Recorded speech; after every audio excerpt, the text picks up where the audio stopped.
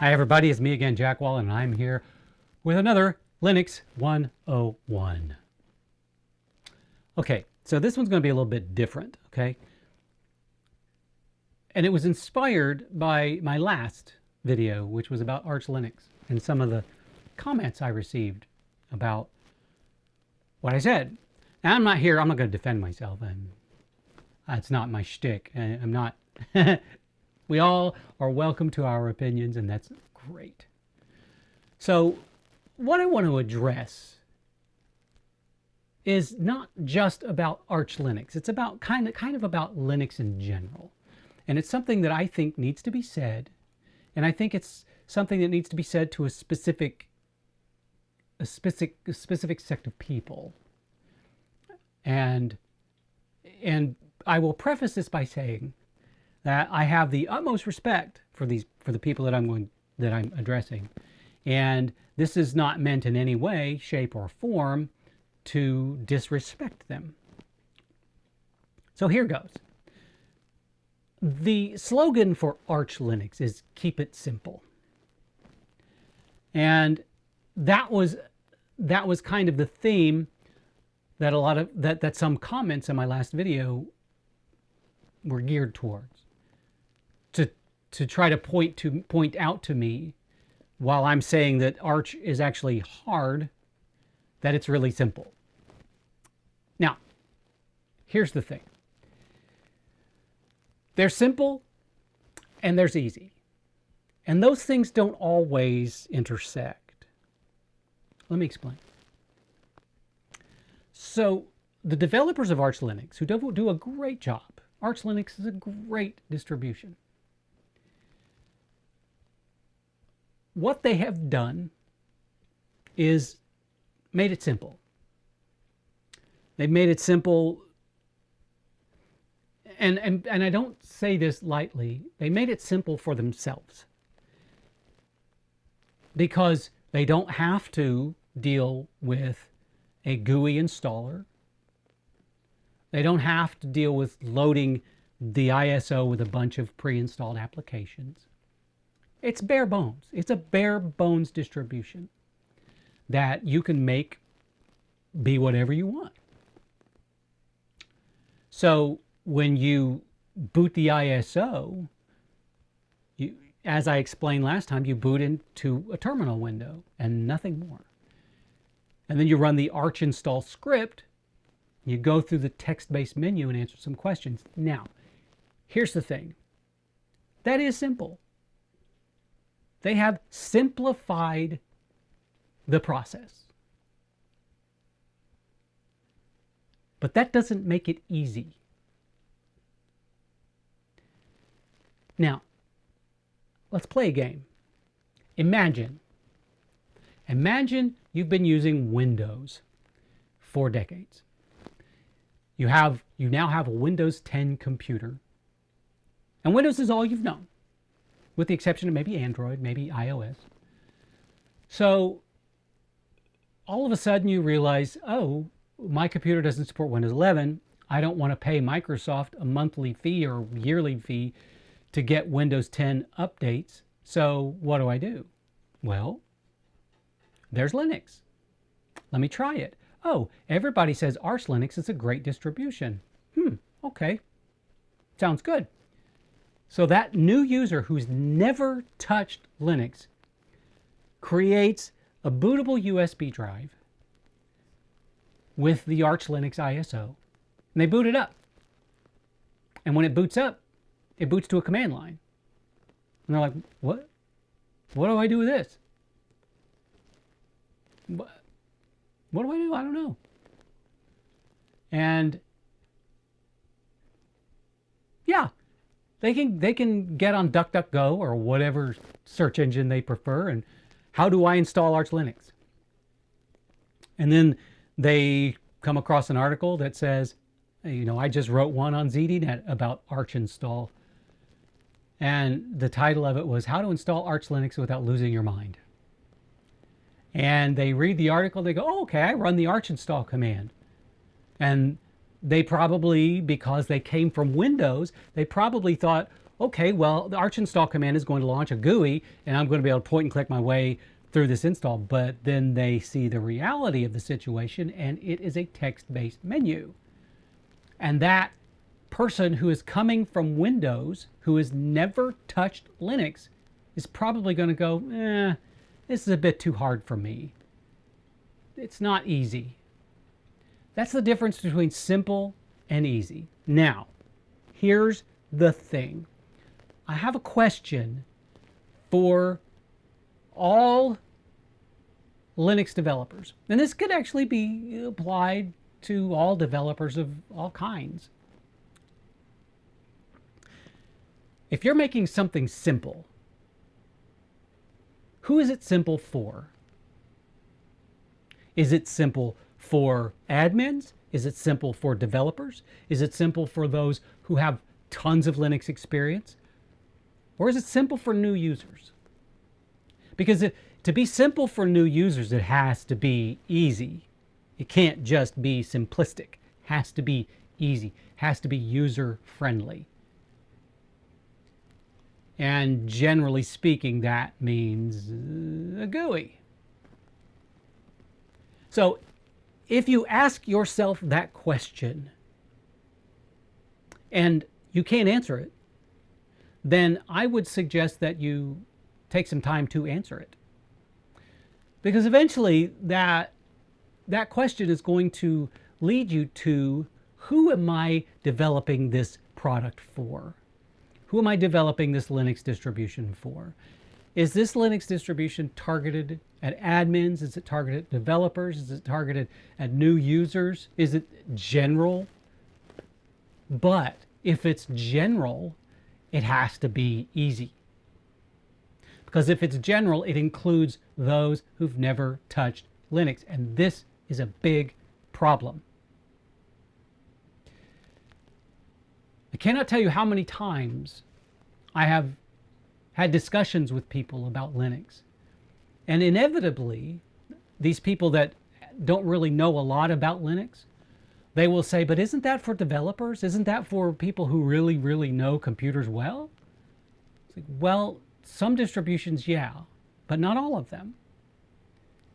And because of that reaction alone, and because of that question alone,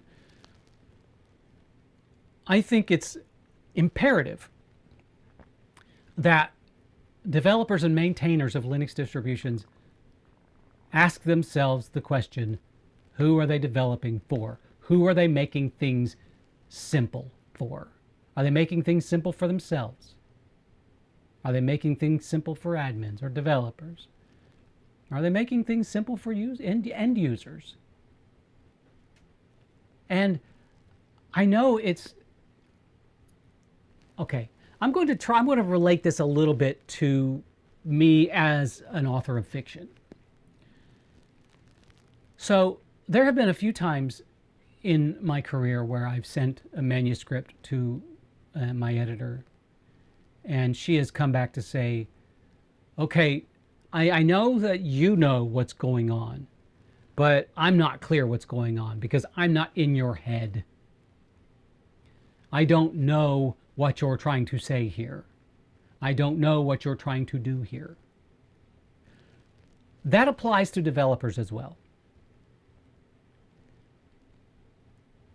If we don't know your intention, if we don't know your target audience, there's a good chance that what it is that you develop will struggle to find an audience. You've got to know, you've really have to know your market. You have to know who your distribution is for. Yes, Arch Linux is simple. They did a great job of keeping it simple. What they didn't do is make it easy. That's fine. That is absolutely fine. I am not saying that's wrong. I'm not condemning them. I'm just saying they didn't make it easy. Now, Manjaro, easy. And there are other Arch-based distributions that are easy. And you know, there are other distributions besides Arch that have obviously kept it simple, but not kept it easy. I have reviewed and tested so many of those distributions, and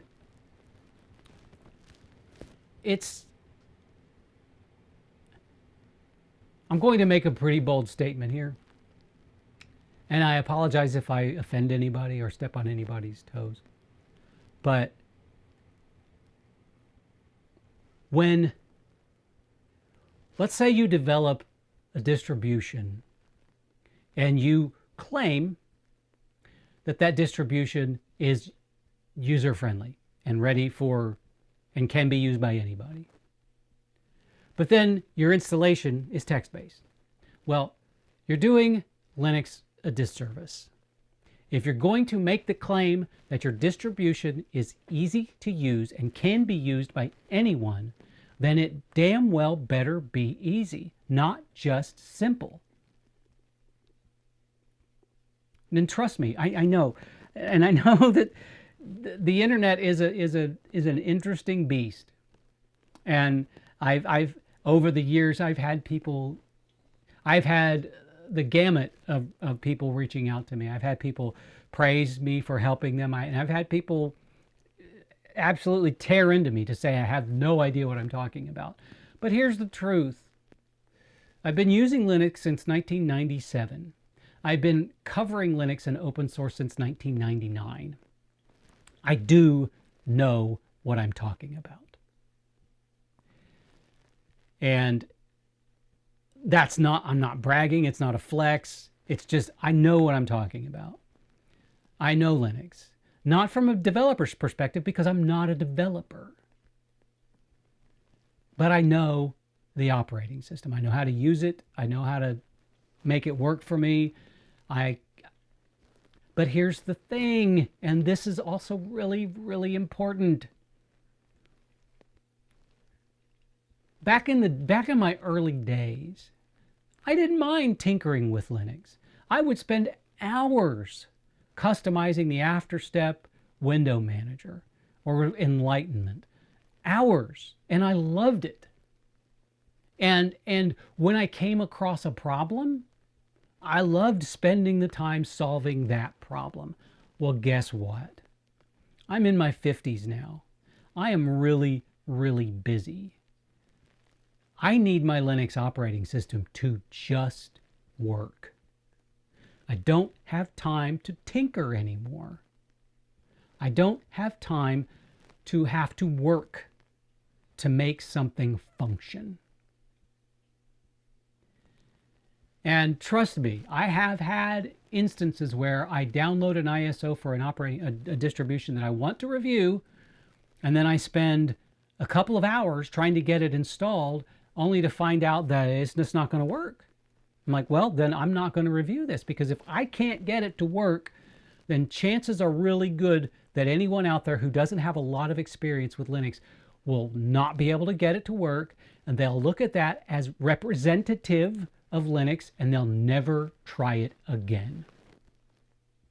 And that is the big disconnect. Since I started covering Linux and open source, my goal has always been to take complicated things and make them so simple that anyone can do it. But if you look at some of the documentation for certain distributions, you'll see that not everybody has that same approach.